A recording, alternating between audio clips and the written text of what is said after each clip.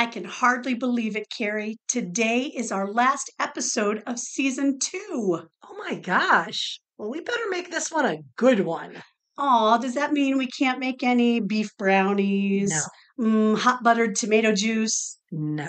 Ooh, herb glazed sandwiches. Never again. Every party needs a pooper. That's why we invited you. Party pooper, party pooper. Yeah.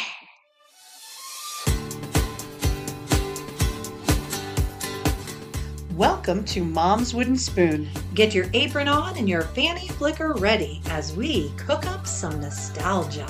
Ooh, yummy. Happy National Vanilla Pudding Day, Carrie. Well, thank you, Kristen. I was wondering when we got to celebrate vanilla pudding in all its finest glory. I know, I've been waiting all year for this. All year. Yeah. I mean, they should have more pudding days or something. They do. What? Yeah, we'll talk about that in a bit. Oh, okay. First of all, let's talk about today's recipe. Okay. It comes from the September 21st, 1981 Mary's Memo. Does it have vanilla pudding in it? No. Oh. Then I'm kidding. Of course it does. The name is also very interesting. Okay. It is called Next Best Thing to Robert Redford Dessert. Hey, that sounds Whoa. good. Yeah. I like a good ginger. I always think of him as being blonde, but he probably was like a strawberry blonde. That's what I recall. Strawberry blonde, yeah. So I wonder how many young people or how young you have to be to not know who Robert Redford is. Like, would millennials know who he is? That's a great question. Probably not. I'm trying to think of when he stopped. So for a lot of these actors, they make the switch to directors. Right. And then you don't know who they are. Yeah, so he totally did make that switch. He did. Yeah. And so I would love to say things that he directed. I think he did Legends of the Fall with Brad Pitt. Yes. Yeah, I think he directed that. And I always think of him as synonymous with Paul Newman. Okay. Because I think he said, or Paul Newman or Robert Redford said that their absolute favorite movie that they ever did was Butch Cassidy and the Sundance Kid, the movie they did together. I thought maybe it was because they both had salad dressings. Well, I mean, Newman has his salad dressings and Robert Redford has his dessert. Well, I mean, it all turns out okay. I'm assuming that this recipe is because he was a dreamboat. He's creamy, he's dreamy, he's luscious, right? Sure. And that's what this dessert is, creamy, dreamy, and luscious. Right. Right. So who would you pick as a male actor that would embody all those wonderful adjectives? So my first thought, and probably triggered by the Legends of the Fall comment, was Brad Pitt. But I think he's old. Well, and then there's the whole, ugly battle with Angelina Jolie and made him look worse in the public eye, blah, blah, blah. So wait a minute. Legends of the Fall, Brad Pitt. Yes, creamy, dreamy, hubba, hubba, long hair. Blonde. Yeah, that's all good. Yeah. But Meet Joe Black, Brad Pitt. Oh, yeah. Handsome. Yes. But current, have a physical argument with your wife. Yeah, probably not dreamy at all. Mm-mm. So that leads me to think that my first thought would be Chris Pine. Oh, you do love some Because Chris I have a magic. I don't know why I said that. I have a huge crush on Chris Pine. Yes. But I think that's just me.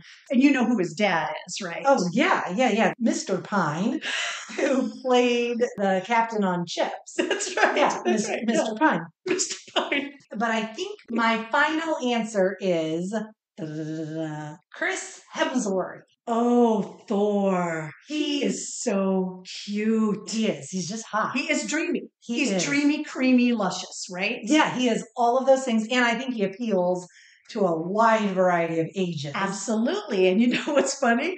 I chose his brother. Like Liam? Loki. Tom Hiddleston. Oh. Tom Hiddleston is a different kind of adorable. He is a different kind of adorable. He does that cute little dance. He loves to dance. He does. He's so British. Yes. I love it. Oh my gosh. Since he's British, would this be yet another podcast in which we could try to speak British? Or you do British accent in honor of Tom Hiddleston. Yeah. And I'll do Australian accent. This is good. of Chris Hemsworth. Oh my gosh, we're gonna throw the shrimp on the Barbie. That wasn't great. Pip pip cheerio. That's all I know. Which Tom Hiddleston says all the time. Every time you see him. Pip pip cheerio. I'm Tom Hiddleston. And now he's not on the list anymore. He talks like that. Oh my goodness. Well, okay. So this dessert, we're now going to call it next best thing to Chris Hemsworth. And his brother Loki. Okay, it's funny. I looked up this recipe online and it had a million different varieties, first of all, and a million different names. Really? Yeah, so here are a few of them that I thought was actually very fun. Okay. It was called Chocolate Lush. It doesn't seem all that chocolatey. No, because it has chocolate pudding and vanilla pudding. And in this one, we mix it together. But in other ones that I saw, they do the vanilla and chocolate pudding separate layers. Yeah, but still, that doesn't seem like chocolate lush. No, I guess you could do all chocolate pudding, just an extra thick layer of chocolate pudding, because they have varieties. You can use butterscotch pudding in some of them, so they did have a variety. But my favorite one was in Arkansas. They call it possum pie. Shut up. I mean, is it better than Robert Redford or a possum? Ooh, yum, yum. So I thought that was great. That's awesome. So maybe we should just call it possum pie. Mm-hmm. Yeah. Okay. So as I'm reading this Mary's memo, before we get into all the ingredients, it actually says at the top that she has 2 new desserts to try. Oh, yes, she does. Yes. And one of them she just calls the cake. I saw that. Yeah. Uber descriptive. Right. And so I looked up the ingredients that are in the cake. Uh-huh. You want to know what the real title is? Did she not say? I thought she said some people call it something. They do. She said call it the cake. Yeah, it says that there is a different name, but we're going to call it the cake in Northwest Ohio. Okay. Can you guess what the original title of it is? Mary's a prude. I'll just give you this. Oh, so Mary was offended. Yes. Oh. So instead of calling it this, she just called it the cake. No, I mean, I don't have any idea. It's called Better Than Sex Cake. Oh, I've totally heard of that cake. Oh, yeah. It's super chocolatey, right? I don't think so. This one says it has vanilla pudding and crushed pineapple and whipped cream in it and coconut. Ugh. I don't know that would be better than sex, but if it was chocolatey, maybe. But actually, sometimes they call this next best thing to Robert Redford or Tom Hiddleston or Chris Hemsworth dessert. They sometimes call it Better Than Sex dessert. Oh. So she just put 2 better than sex things right on there. And didn't title either one appropriate. No. Oh, Mary. Mary. She was having a fun week. She was. Now, I originally thought this was a completely no-bake dessert because it has pudding and Cool Whip. But actually, we make what's kind of like a pecan sandies crust. Yes. Yep. So it is butter and flour and then really finely chopped up pecans. Or I think she says nuts. She just says nuts. So any kind. And Kristen called me and says, hey, do you have any nuts? And I'm like, I have peanuts and cashews. And I got to be honest, neither of those sound tasty as a crust. No. So I went out and got some pecans because those are my favorite. That sounds amazing. Yes. So we're going to mix together flour, 1/2 cup of butter, and these 1 cup of finely chopped up pecans. I'm sure shove it in the bottom of the pan and bake it. Yep. Then we're going to bake it. That makes the kind of like a shortbread crust, pecan shortbread crust. And then, what? Could I say that again? I wonder what kind of crust it makes. Maybe a pecan shortbread? And what if you used a different kind of nut then? What would that taste like? It would probably taste nutty. It would not be pecan shortbread, that's for sure. That's why I got pecans. Could I say pecan again? Oh my God. Is this like the olive recipe where you said olive, continuous olives? Okay, so we're going to make this pecan shortbread crust. I am so over this stupid crust. Let's just lay the crap in the pan. Okay, we're doing that. We bake it for about 15 minutes, and then we're going to make a cream cheese layer. Yep. Cream cheese, sugar, and then 1/2 of our tub of Cool Whip. And then we'll put that on, and then we have to actually mix these 2 giant boxes of chocolate and vanilla pudding together and mix it with milk. We put the pudding layer on, and then we top it all with whipped cream. Yeah, I find that to be the oddest part. I thought so too. I looked this recipe up online because I thought, did she make a typo? We're going to mix vanilla and chocolate together. So it's just like watering down the chocolate. Right. That just seems odd to me. Yeah. But here we are. Yeah, we're going to try it anyway. Yeah. We usually try not to deviate from Mary's recipe, right? But we are going to. We are. And I'm excited. Are you excited? Oh, in the best of ways. Yay. Yes. So the topping is supposed to be grated chocolate bar. You take your grater, you grate a semi-sweet chocolate bar. Whole lot of work. It's a whole lot of work. I would have gone for the mini chocolate chips. Yeah. I thought about mini chocolate chips. And I thought, oh, that might be good. But then somebody online recommended that you get the Heath Toffee bits. Mm-hmm. And that's what I got. Oh, yes. Oh, doesn't that sound so good? Yes. I'm super excited. All right. Well, let's get started on this crust. I'm going to do it in my KitchenAid mixer. I think that'll work well. So it's going to be these 2 sticks of butter and the cup of flour and the nuts. We're going to pause for just a second, guys, because I'm going to blend up this crust. What type of crust is it, Carrie? Gosh, I can't remember. Kristen, do you know? I'm thinking it has something to do with shortbread and nuts. I don't know. We'll think about that. Okay. We'll be back.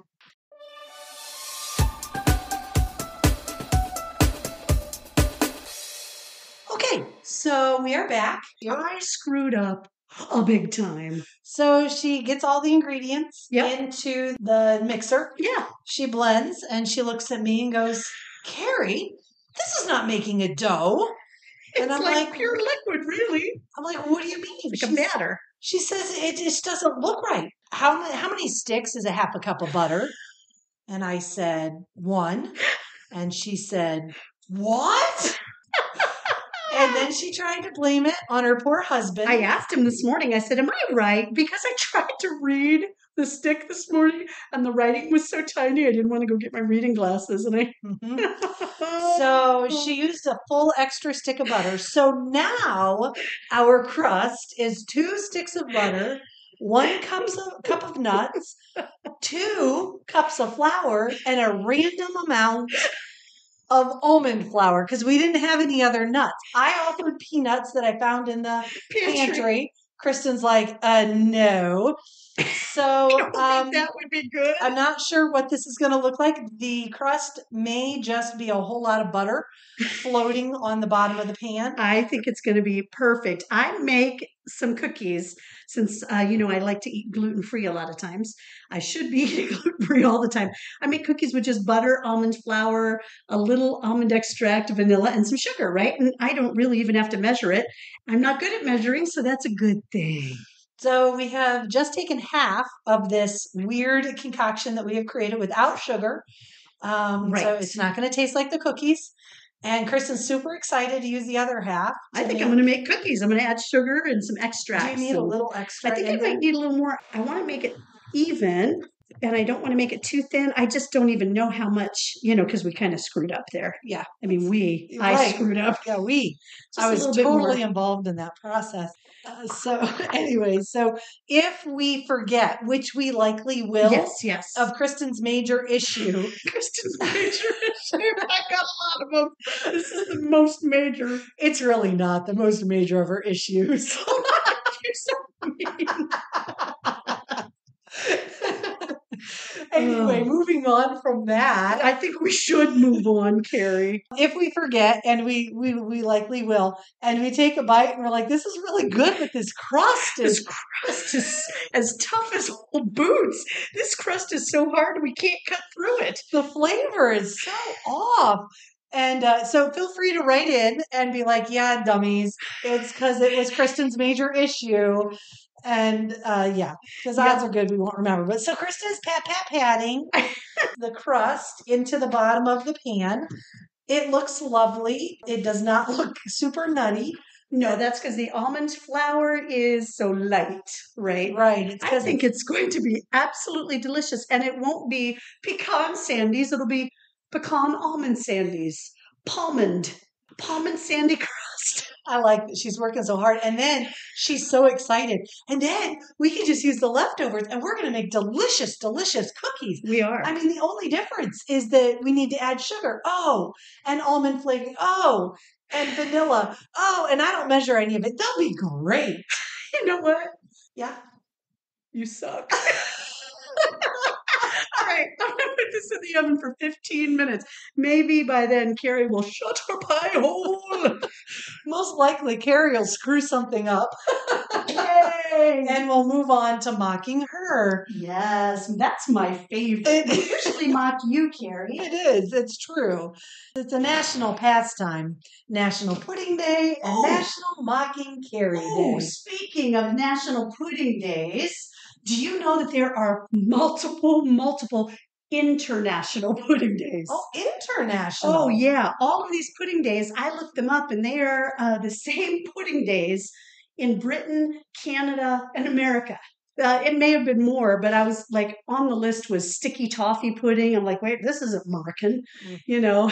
No, we're dismissing this out of hand. This is ridiculous. Yorkshire pudding was on there, Christmas pudding, plum pudding. I'm like, what the heck? Those don't count as puds.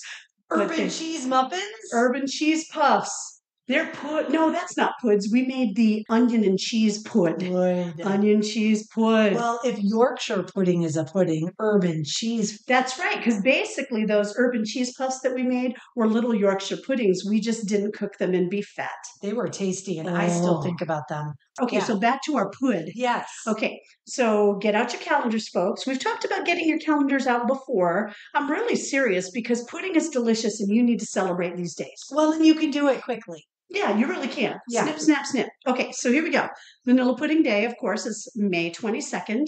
And I did these chronologically, Carrie. This is going to be so easy for your calendar. Okay, flip the calendar to June, guys. Yeah. Chocolate Pudding Day, June 26th. Just a month later. Yep, Flipperoonie to July. Tapioca pudding. I love tapioca pudding. I know that it is something that people kind of love or hate. Yes. I fall squarely in the love. Me too. Rice Pudding Day, my friend Cheryl's favorite pudding. Her grandma made it for her and she loves it. Nice. And it is the very next month after July, August 9th. Wow. Yep. And then the next month, Butterscotch Pudding Day. That is my all-time favorite. That's good. That's September 19th. Very nice. Do you remember the bootleg rice pudding we made when we were kids? I think we've talked about this. How do we do it? We mixed in. I still make it to this day. So you just put the rice in a bowl, pour milk on it, put sugar and cinnamon on the top. Yes. Now I have elevated mine. What? Because it's always old rice. Like you made something you have leftovers. Yes. I heat my rice up in the microwave. And then do the butter and milk and sugar and nutmeg. Oh, Carrie. I know. Oh my gosh. I make real live rice pudding on the stove and I thicken it and I have like half and half and stuff like that. But it's funny. We had my son's best friend over and I said, we have rice pudding. It's still warm. And the look on his face was aghast. He's like, no, thank you. He's like, I don't like warm pudding. I'm like, he probably didn't realize. I mean, in a world of instant pudding. Right. And prepackaged pudding, he probably, it might not have crossed his mind. No. That it would ever be warm. So why did you heat up pudding? That's disgusting. Why would you heat up pudding? I'm like, it's freshly made. The kid eats everything. He refused to even taste this warm rice pudding. And we're all going, oh, this stuff is good. He's like, no. That's hilarious. Isn't that wild? That's awesome. Yep. Well, speaking of puddings and making puddings, let me share this little tidbit because it segues so beautifully. Okay. So obviously you can cook pudding on the stove. Yeah. And for years and years, people did that. And I don't know, Kristen, if you're like me. Yes. But I really remember when instant pudding kind of came into the home. Yeah, I do too. It was a life changer. It was a big deal because, you know, I've said on previous podcasts how I would stand at the stove and stir it with the figure eight to make sure the pudding didn't burn on the bottom of the pot. I felt like I stood there forever. Yeah. And I remember Mom loving instant pudding. Oh, yeah. And it didn't matter if that stuff tasted as good or not. We were never going back to that stove Never in a million years. And anybody who did was just crazy. Oh, yeah. Yeah. So here is the super fascinating part. Instant pudding was first marketed in 1918. Wow. By a brand called Mighty Fine. Mighty Fine. My, M-Y, Oh. T, fine. Oh, mighty fine. Mighty fine. 1918. That crap's not new.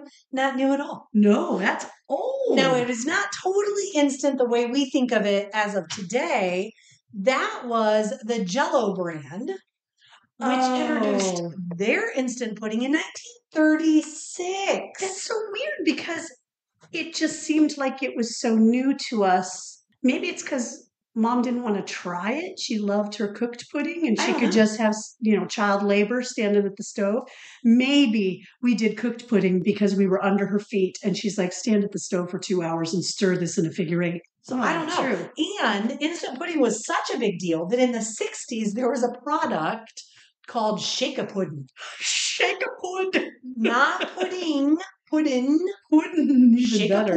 Shake-a-pudding. And so what it was is it came in a box with a package of 4, and you had 4 cups, 4 little packages of pudding. Yeah. And lids. You would put the package of pudding in the cup, add water to the line that it said. Oh, water. And then you hand it to your kid, and they had to vigorously shake their cup for 30 seconds. How fun. And it created room temperature. My son's best friend would hate that. Room temperature pudding. Did every kid sing shake, shake, shake? Shake, shake, shake. Shake your pudding. I don't think any kid sang that, but I found an ad, a 60s ad for Shake-a-Pudding. Shake-a-pudding. And at the very end, their tagline was, "What a crazy way to make a snack." Crazy. So you'd watch this whole ad. I saw 2 different ads for Shake-a-Pudding. And then at the end, "What a crazy way to make a snack," in a little kid's voice. There are all kinds of people that remembered doing Shake-a-Pudding. They begged and begged and begged their parents to get it. Yeah. And then they got it. And shaking vigorously for 30 seconds, that's a lot of work. It really is. Like after 5 seconds, they're like, "This is not near as fun as I thought it would be. My arms feel like burning. Why did I beg for this? I don't ever want this again. Mom, just put me at the stove and let me make figure eights." Yeah, and so then they were joking about how then, of course, their parents kept the Shake-a-Pudding cups as extra cups and wood in the back. And so every time they opened the cabinet to look at the cups, there were the Shake-a-Pudding cups where they begged and instantly hated, mocking their bad decision making. Oh my gosh. For the next 10 years. I thought it was hilarious. That is hilarious. We never had it. Probably it was too expensive, I'm assuming. I don't think it made it into the 70s. Yeah. It was in the 60s. But I just found that fascinating because I really remember instant pudding coming into the home. Yeah. Apparently it was instant pudding coming into our home. I guess. Yeah. I guess. I find that fascinating. All right. Well, the timer's going off in just about 40 seconds here. And then we're going to let that cool. And we're going to make this cream cheese spread. I hope I don't screw this up here. Okay. So, Carrie, the crust is out of the oven. It looks very, very pale. Very pale. Does it say to cook it till it's golden brown? So I feel like we should bake it for 5 more minutes. Okay. Go touch it. It feels very soft. I think it should, or this sucker's going to be hard as a rock. Oh, it's very floury. It's not even golden on the edges. It is not golden on the edges. I don't know with all that flour that it will become golden. We'll find out. I just don't want to make it hard as a rock. Me neither. I told all my colleagues that I would bring this in. No, I don't think I'm going to be doing it. Maybe the extra cookies that I made, if I don't screw those up too. Okay. So while that bakes for 5 more minutes, I'm going to open this cool whip lid. You ready? I loved my supporting sound. I'll bring in the cookies. But should you? All right. So now we're supposed to put half the Cool Whip in here. Yes. And that one really got Kristen. The recipe says 1 package of Cool Whip divided. And she was like, divided? What does that mean? Part of us need to root for Georgia and part of us need to root for Georgia Tech? What is this insanity? I don't even like football. She was very distressed. She said all of those words came right out. And then she said, and I'm putting an extra butter into this crust. It'll be better that way. That's what she said. She said it was an accident to you guys. But I knew it was coming. She just won't stop. So we're going to pause it here. I'm going to go mix up the sugar, the 8 ounces of Philadelphia cream cheese, and the half of a container of Cool Whip.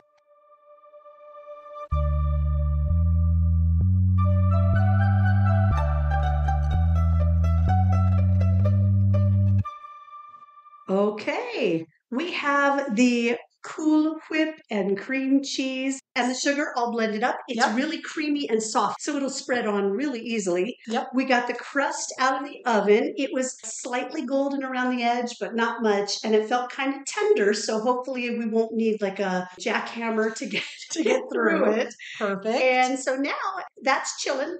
Yep. In the freezer because we're trying to move this along. That's right. We have Jell-O brand pudding. I know we have the name brand fancy. Very unusual. Yes.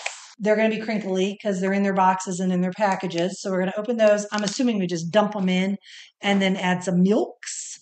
So it says the large instant vanilla, instant chocolate, 3 cups of cold milk. Mix with milk and carefully spread over. Yep, okay. That's it. Well, we can do that. Chocolate first. A vanilla. All right, Carrie. Okay. So while you make the pudding layer, here's your milk. Is it cold? Yeah, very, very cold. Nice and chilly. I wanted to talk to you about something that I think every 80s kid had, and it actually came out in 1981, and it was a Trapper Keeper. They make those now with the 80s styles. I saw that. It's so cool. So I was looking online at original Trapper Keeper patterns, and I was wondering which one you had. I don't remember. I Googled original 1980s Trapper Keepers, and I think I figured out which one I had. Oh, plain blue. Boring. I know. Now, do you remember this? The original ones had a snap to close it. No, I just remember the... Yep, 3 years later. Well, 2 years later, I think in 83, they came out with the Velcro. But I think I may have had the original snap closure. Did you actually ever close it? Because I never closed mine. Oh, no, you just can't. Well, I mean, with the Velcro, you just flop it over and it closes. I would usually flop the lid and then flop the top so that they did. Largely because it was humiliating in class. That's right. With all the noise. Yeah. So that got me thinking of 1980s school supplies. Okay, so here's one. I'm pretty sure you had this.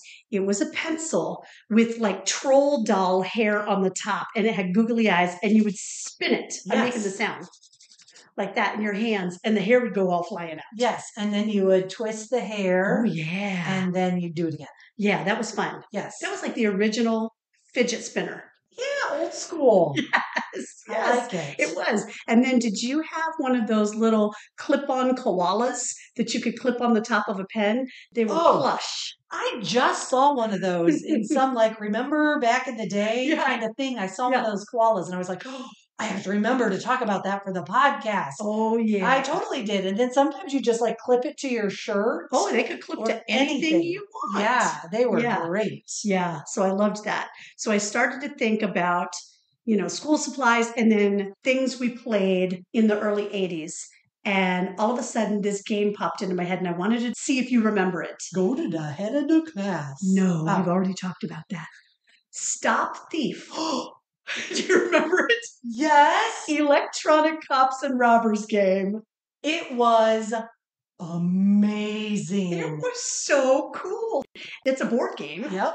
And it came with this electronic scanner type thing. And so you would push a button and you would hear it speak.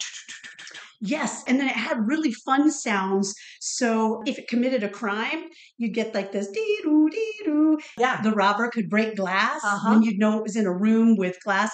And then when you think you caught him, you would push in the numbers on this scanner and then you'd click enter or whatever. And then you would either hear the siren coming, or sometimes he would blow a raspberry and go and run away from you. Do you remember that? I totally remember that. We loved that game. I loved that game. So fun. If you guys played Stop Thief, Electronic Cops and Robbers, you'll have to let us know how much you loved it. It was just so unusual and so fun. It really, really was. All right. So we've got our pudding. We've got our cream cheese. Kristen's going to get the crust. Okay, so we need to put down, I believe the cream cheese is the second layer, and then the vanilla and chocolate pudding. I mean, you know what? This pudding looks very, very chocolatey. It does. Oddly you can't enough. tell there's vanilla in it at all. No. All right, so I'll start with this, and then you can have the spatula to put on the all right, the other pud. stuff. The pud. Okay. while we're adding the cream cheese Cool Whip layer, Yeah. I looked up Cool Whip. Oh, so did I. My initial thought was, people talk about it's one step away from plastic. Yeah. Like Is it margarine, really, right? Yeah. Like is it really even edible? So good to know. Yeah. It actually has milk in it. It did not used to. Oh, yes. But now it does, which screwed things up for vegans because it was a vegan product. Right. Now it's not. So that was kind of interesting. But it was invented by a dude in 1966. He was a food scientist for General Foods. Cool. Yep. And this guy, not only did he create, he was good with his chemicals. Not only did he create Cool Whip, but he also created Pop Rocks. Oh my gosh. Tang. Whoa. And Quick Set Jello. Wow. I'm like, what's Quick Set Jello? I think it's when you put the ice cubes in instead of, you have the two ways to make Jello, slow and quick. My gosh, you know what? That guy can say that his product went to the moon. He could because of the Tang. Yeah. Well, making the pudding ahead of time was not a good idea. It's too thick. Oh, it'll be fine. All right. Well, I'm going to let you do this part then. And so I wanted to bring the Cool Whip and his Quick Set Jello. Yeah. And bring it into the 80s for you people, since that's where where we are. And so I wanted to bring up the poke cake. Oh, the poke cake. I liked making that, but did I ever use pudding? I think it was Jello. It was Jello. That's why I said Jello, because he did the Quick Set Jello. Right. And so you'd poke it with the handle of a wooden spoon. You'd make a 13 by 9 inch pan of your boxed white cake, which was 16 ounces back in the pre-bootleg days. That's right. And then you would take like a wooden spoon handle, you poke holes in it at various spots. Mm-hmm. And then you would make your Jello and pour that over the top of the cake. And then, because again, I'm trying to bring this full circle here. Yes. You top it with a frosting of Cool Whip. Of course you would. A poke cake. Oh, so yeah. Poke cakes were good. Yes. And so if you decide that Robert Redford is not for you, but you want to live it up 80s style with some Cool Whip and Jello. Yes. There you go. That sounds good. It's hard. It is too Kristen, thick. it's too thick and she's having trouble. Kristen was right. We shouldn't have made it this early. It's all good. I mean, we've bootlegged the crust. Why not the topping? True. You want me to do it for a while? Sure. All right. You can tell us something fascinating. Oh, I have fascinating stuff to talk about. I do. Another thing that came out in 1981, it had nothing to do with school supplies or Stop Thief. Oh, okay. It was a TV show that we loved. Okay. And it was the precursor to people getting slimed on Nickelodeon. It was You Can't Do That on Television. With Alistair. I had that on my notes that we loved Alistair. I totally did. Cute. I don't remember anything about that show at all. Really? I just remember Alistair. When I looked at the pictures of the cast and some of the skits online, I remembered a lot of the characters or the actors that were on there.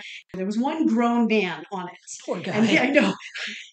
He did. All I know is he did not get paid enough. No way. And he played all kinds of crazy characters. And one of them was this gross chef who owned a diner, and his name was Barth.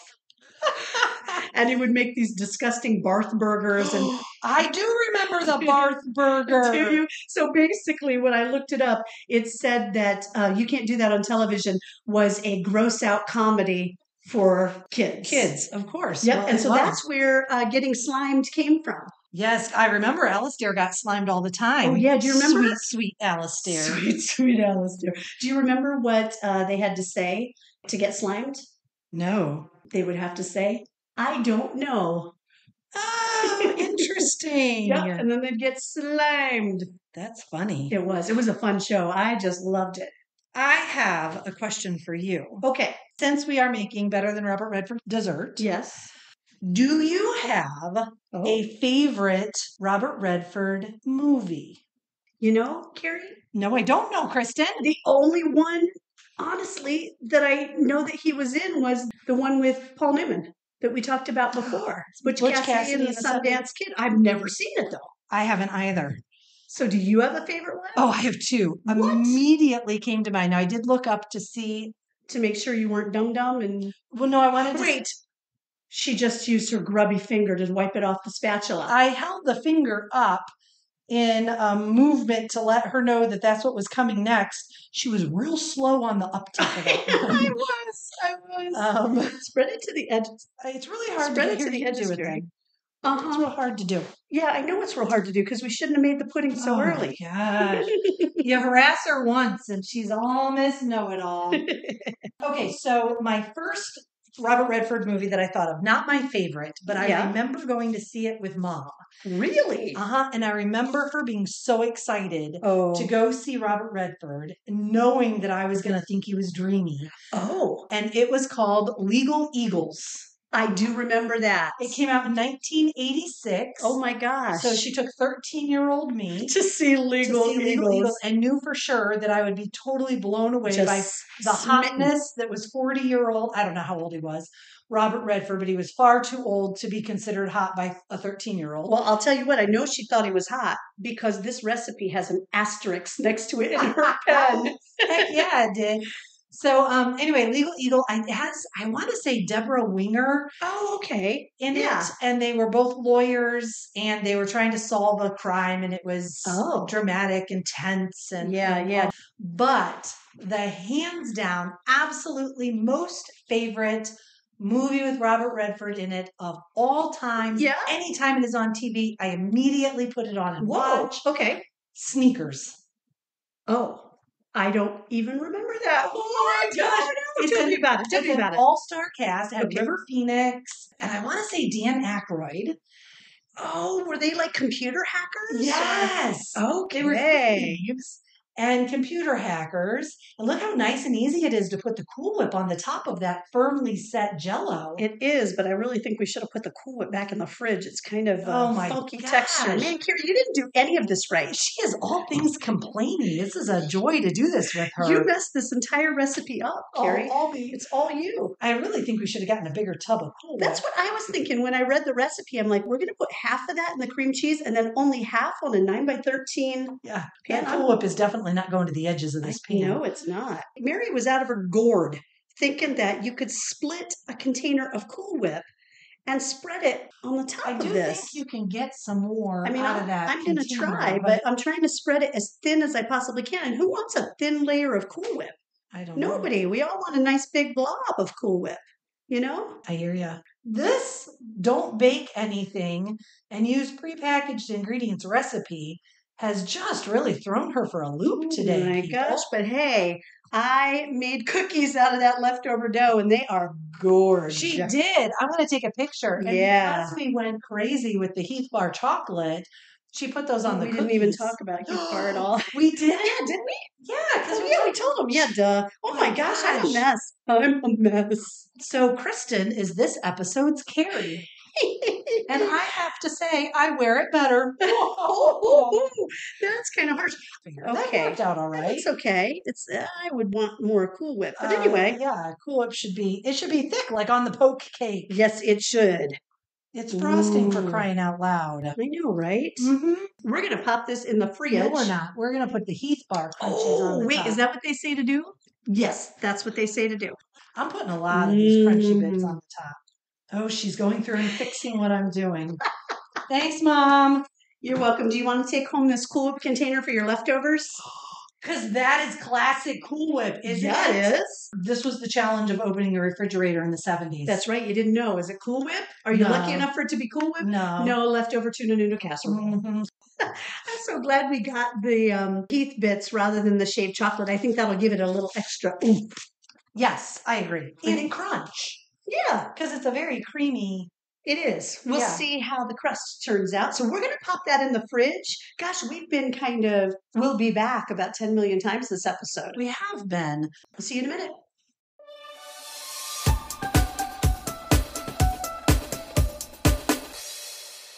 We are back. Mm-hmm. We have Robert Redford, aka Tom Hiddleston. Yes, we do. Out of the fridge. It's so pretty. It really turned out very nice. And I have to say, the toffee chips really made a difference in how it looks. They look so pretty. I hope they taste as good as it looks. Yeah, I agree. I agree. The chocolate layer is a little thinner than I expected it to be. It really is. The thickest layer is the crust. No, I'm kidding. I think the thickest layer is the cream cheese. The cream cheese. We had it chilled in the fridge. We did not put it in the freezer. And the really positive part is through all of this, Kristen has stopped being so grumpy and complaining about everything. I guess maybe I was hangry. And you know what I did while we were gone? Oh, I know. I ate one of those daggone cookies I made with the leftover crust dough. And it was so good. You know what it tasted like? I'm going to guess something pecan. Like pecan shortbread. Like pecan shortbread? Yeah, it was like pecan shortbread. Wow, I never would have thought that at all. It was amazing. All right, let's see how well the spatula goes down through the crust. All right. Oh, easy peasy. There was no big clunk or anything. No. And then we're going to get to watch Kristen try and scoop out the first scoop of a pudding pie in a 9 by 13 pan. This is just going to be a mess. This is going to be a flippin' mess. Oh, wait. Look at that. Oh, look my goodness. The crust is solid enough. Oh, I'm going to take a picture. Give it a try first and see what you think. You know what? No, because I haven't tried it. The crust is a funky texture. Of course it is. Go ahead and have a bite. The crust is it almost powders away. I don't think it's gross. It's not gross, but the crust is 100% inconsequential. Now, this is not saying don't make the recipe, because what we made is so wrong. It is so wrong. So we're talking about the thing that we screwed up so epically. Epic. That I think if you actually just use 1 stick of butter and the 1 cup of flour and the correct number of nuts, so your ratios are correct, I think your crust would be fine. It's delicious. It really is delicious. I would not be ashamed to take this to my work tomorrow, and I probably will. Yeah, I think you absolutely should. And the toffee bits make it. Oh, yeah. Because you've got the chocolate, you've got the vanilla, and then to add that little extra flavor of toffee, yum. So good. You know what? I'm not wanting more Cool Whip, to be honest, in the bite. No, I think it would just add to the sweetness. Yeah. So note to self, don't jack up the recipe, and it's delicious. Oh, yeah. I would make this again. Well, Carrie. Yes. That's it for the final episode of season 2. Well, that's kind of sad. I was going to say that. It makes me so sad. But don't worry. We will be back with a full season number 3 in the fall. We will? We will. All right. Yeah, you can't get rid of us that easily. You could, but don't. Don't get rid of us. Keep an eye out on social media for updates, fun stuff, and maybe even a couple of surveys. Have a great summer. We'll see you in the fall. Bye.